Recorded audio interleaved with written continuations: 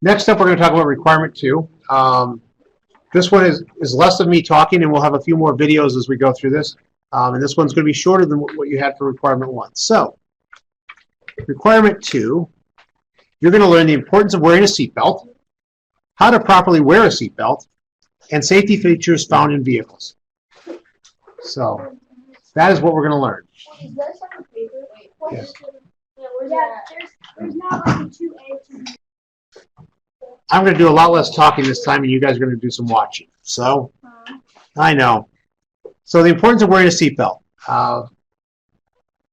One of the main things with a seatbelt is it keeps you safe in the vehicle. The primary purpose of the seatbelt is to avoid you being ejected from the vehicle in the event of a crash.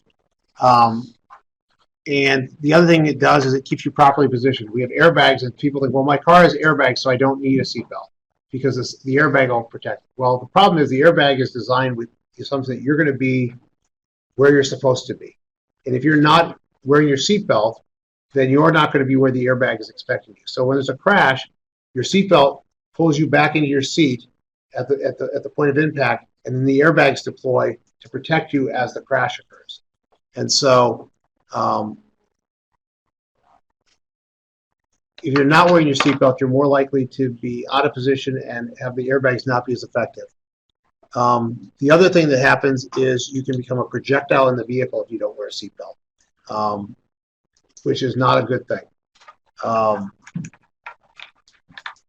Wearing a seatbelt significantly reduces the likelihood of injury or death while in a vehicle. So we're going to watch a video.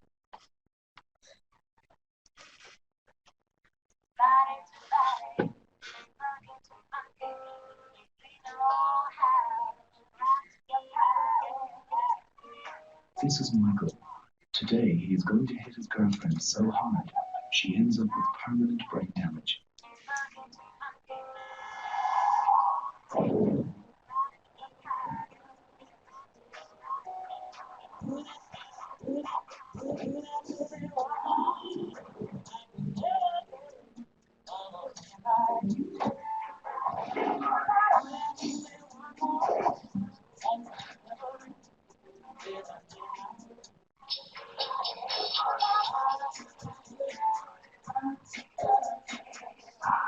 Pretty dead in this vehicle.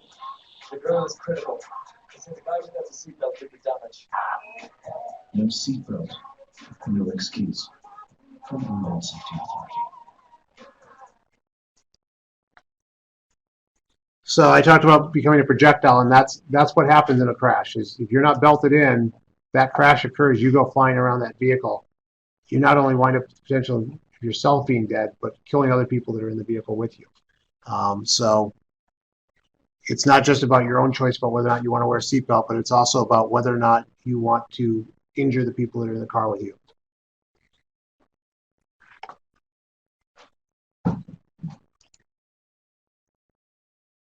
So we're going to have a seatbelt demonstration video so you guys know what the appropriate way to wear a seatbelt is.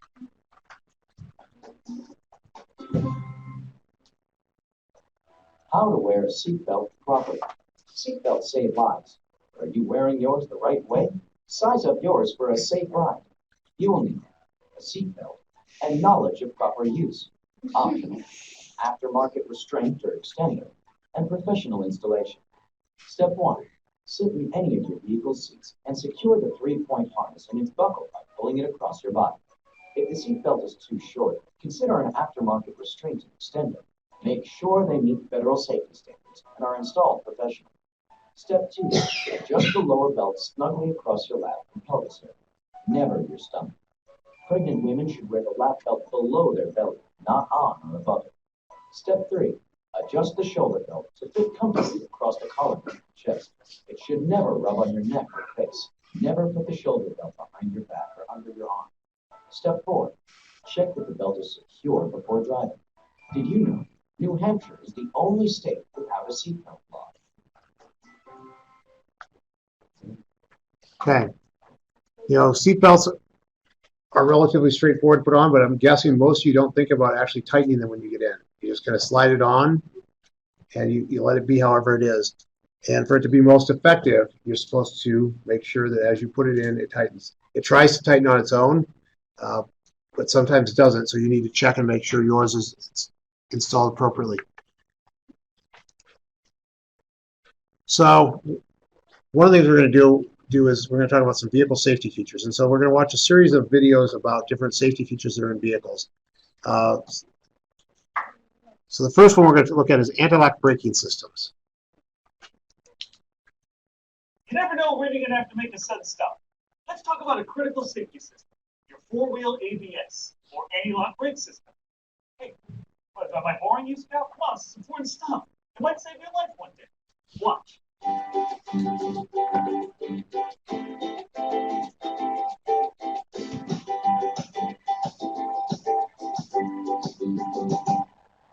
It's happened to most of us. You make a hard stop. You stomp on the brakes and the pedal starts pulsing. You may even feel like the pedal is pushing back. You might also hear a scraping or buzzing sound.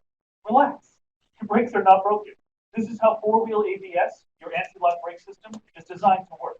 You see, before ABS, when you would slam on the brakes, the wheels would stop spinning and lock up.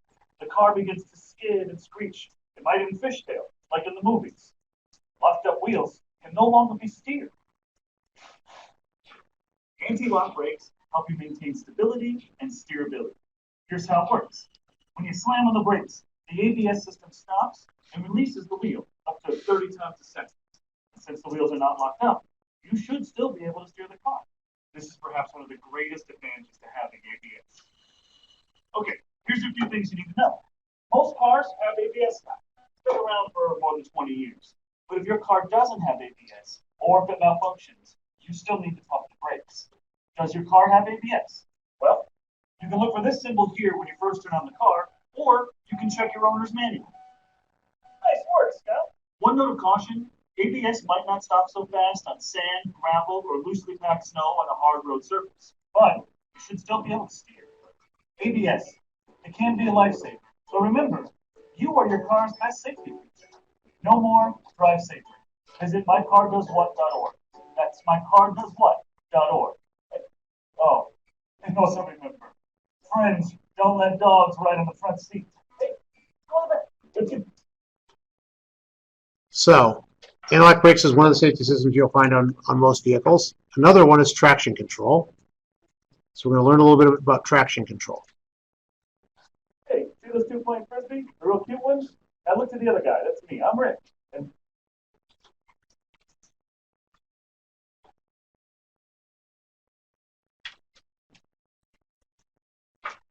playing frisbee? The real cute one? Now look to the other guy. That's me. I'm Rick. And that's Scout. I'm going to solve a little mystery today about this button on your dashboard. What is TC? Or TCS? Or this squiggly symbol? It's traction. And relax. Nothing will happen if you push the button. Here's the deal. Traction control helps prevent your wheels from spinning on roads that are snowy, icy, or simply wet. TC helps your wheels grab the road better. It's important to remember that TC only engages when your wheels start to slip. So turning it off, like this, does not change regular driving or improve your mileage. It's best to ignore the button and keep traction control on, except in two very specific cases. One, if you're stuck in deep snow or mud, turning off TC will help you when rocking the car back and forth to break free. Second, you'll also want to turn off TC if you ever install tire chains. That's it. Traction control is now standard on most cars and activates only when needed. So stay alert. And remember, you are your car's best safety feature. No more, drive safer. Visit mycardoeswhat.org. Lots of great information, graphics, and videos there. So check it out. So we're going to stick with that type of. As we pause here, anti-lock brakes. We learned about the fact that they allow the wheels to continue to turn when you're applying the brakes, and those allow us to avoid sliding out of control, and can also improve our ability to stop faster. Traction control keeps the wheels from spinning out of control, and those are designed to help us on icy or snowy conditions. The next one we're going to talk about is electronic stability control.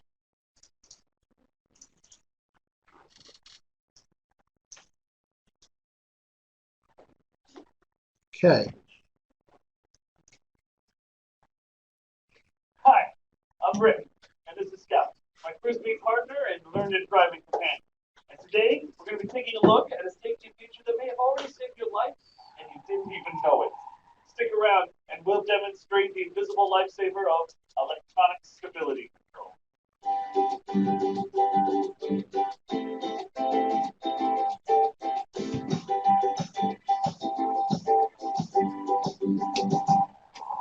Electronic stability control, or ESC.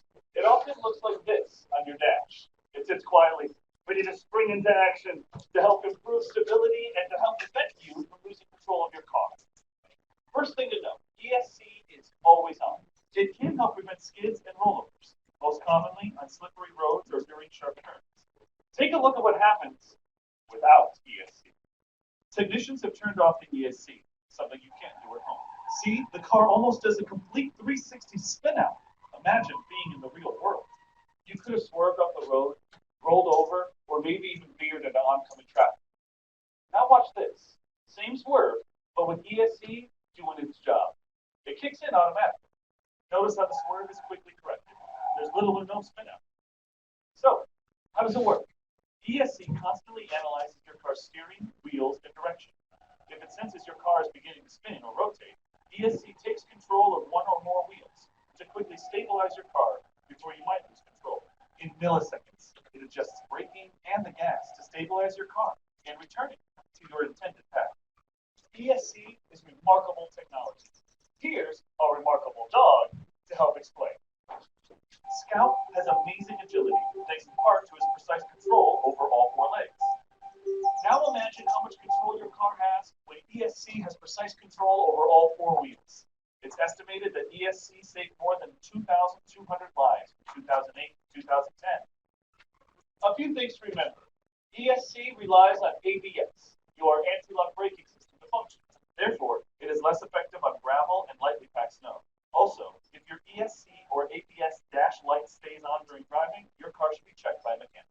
The best thing about ESC, you don't have to turn it on for it to work. It's ready when you are. Kind of like Scout.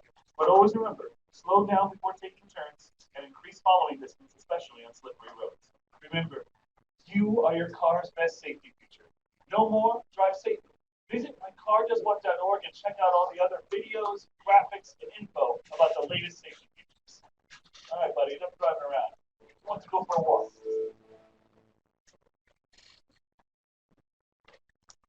Okay. So electronic stability control.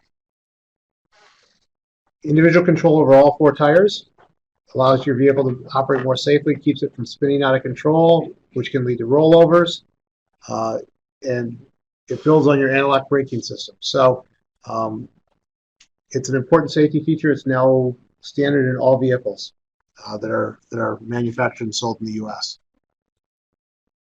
Okay. Rear cross traffic alert is going to be our next one. So we're on the fourth one on our list. So rear traffic alert.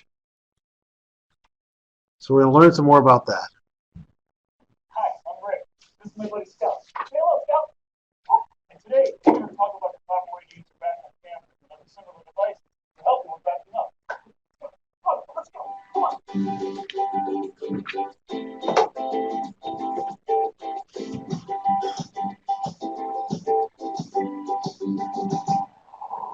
Okay, I'm buckled in, Scout's buckled in, we're ready to back down the driveway. First, I look behind the car. Okay, now watch right here. As I shift into reverse, my backup camera screen is activated. In some cars, the monitor will be right here, and the rear view mirror. Pretty cool, huh? All clear, right, Scout? Oops, looks like somebody left their toy behind. Scout? Scout's toy, a cat, or even a child might be difficult to see over my shoulder, but not for the camera, even at night. And that's one good reason my backup cameras are becoming standard over the next several years on all new cars.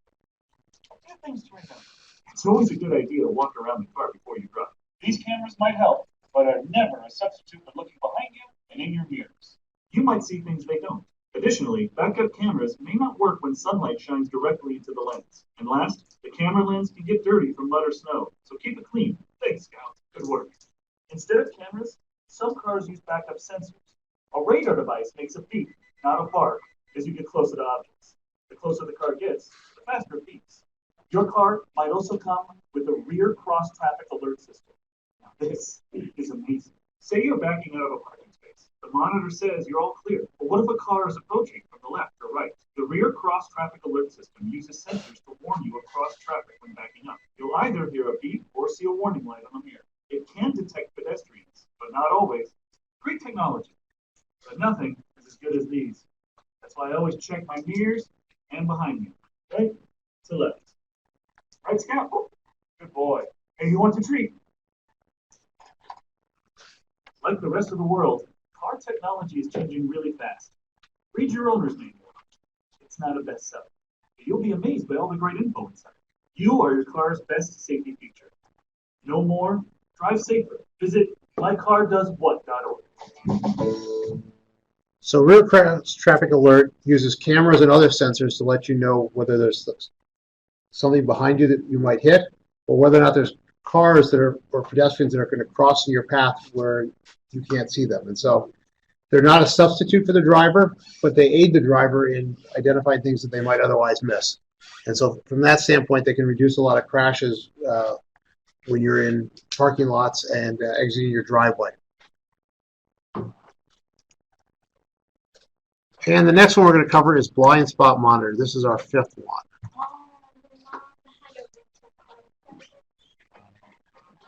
Since the beginning of traffic, drivers have lived with the much feared, dreaded blind spot. Just what is or isn't lurking over your shoulder? A motorcycle? A truck? A surprise on wheels? Some cars now come with a blind spot monitor, which can help you know if there are objects in your blind spot.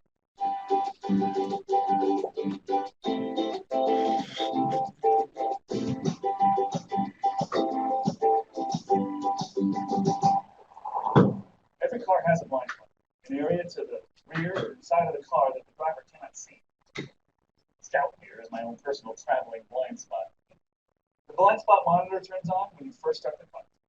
When a car or truck enters your blind spot alongside the left side or right side of your car, a warning signal, usually yellow or red, will flash on either the mirror or what's known as the A color. Some systems will also alert you with a warning sound. Your blind spot monitor probably won't sound like that. Hey, good work, though, Scout. Keep it up. I'm going to have to change your name to Spot. How does a blind spot monitor work? Its sensors can be found in multiple locations, such as under the side view mirror or rear bumper. When it detects a car or truck or any other object, it sends a signal to the driver. Hey, Scout, want to pay attention here? Pretty handy, huh? But wait, there's more. Some cars have a lane side view camera. Allow you to explain. When I flip my turn signal, the wide camera window shows alongside the car. Maybe there's a truck or a bicycle back there. Blind spot monitors are pretty smart, but you can't always depend on them. A few things to know. First, they're mostly designed for highway use. Second, they aren't designed to detect vehicles going very fast or very slow. Next, the sensors may become blocked by snow, ice, dirt, or fog, making them less reliable. Also, some blind spot monitors may not always detect motorcycles and similar objects. Technology helps, but don't forget to use your turn signals, look in your mirrors, and look over your shoulders when changing lanes. You are your car's best safety feature. No more, drive safer.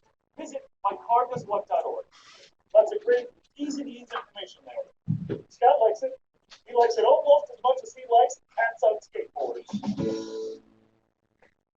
So blind spot monitors work by using sensors to look and see what's in the lane next to you, and then alerting you about whether or not there's a car there, or there's, or whether or not there's another piece of traffic that's coming up. So some of them can look further back and can detect cars that are coming fast at you. Others really only look at that spot right next to you and tell you whether or not there's something in that proximity. So they use those cameras and other proximity sensors to alert you. They, again, don't replace the human. This doesn't mean you don't look over your shoulder before you change lanes, but it does provide extra support so you're less likely to run into something. So if you're interested in learning more about other advanced safety systems, there's a website called mycardoeswhat.org, and you're welcome to check that out. There's more videos with Scout, and you can learn more about what your vehicle does and doesn't have. So next up, we're going to talk about, the last thing we're going to talk about from a safety system standpoint is adaptive headlamps. And so I'm going to show you 2 quick videos on adaptive headlamps. And these are technologies that are just coming to vehicles now that will kind of move us into the next section when we talk about lighting a little bit later. Adaptive headlights help drivers see better on dark, curved roads. The active lights pivot in the direction of traffic when a driver steers around curves or corners. The headlights adjust based on steering wheel movement and possibly the vehicle's speed to illuminate the road ahead.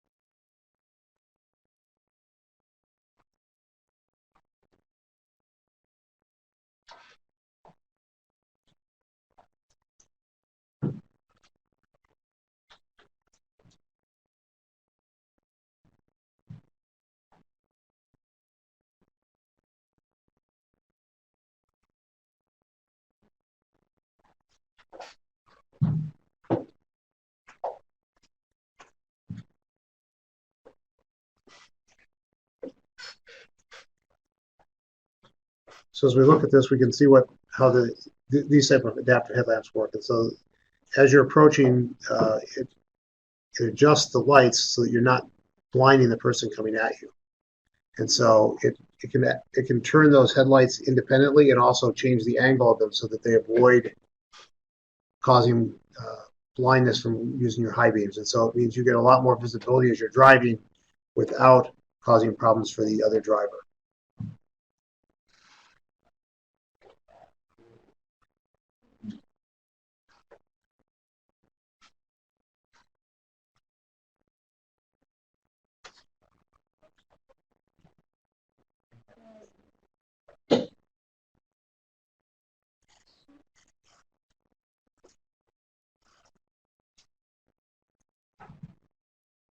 So there's lots of new technology coming along that makes it easier to see when you're on the roadway. And we'll talk a little bit about lighting when we get to requirement 3.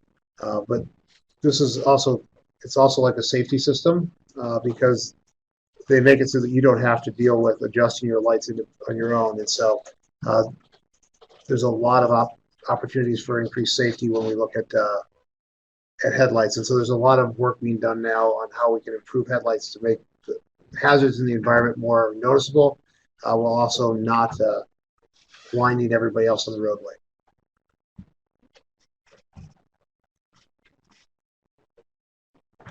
I probably find this cooler than most of you do, but that's okay.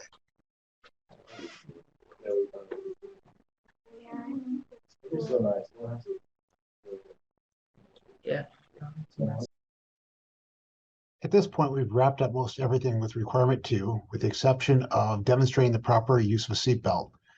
For this one, we want you to demonstrate with an adult leader or your parent how to put on both a lap and shoulder belt. So the combo one, not a simple lap belt that goes across that is found in some vehicles in the back seat. Once you've done this, we'll ask you to write up your experience in your merit badge workbook, talk about what worked well, if it fit comfortably, or if it needed adjustment. With that, that will be all for requirement 2.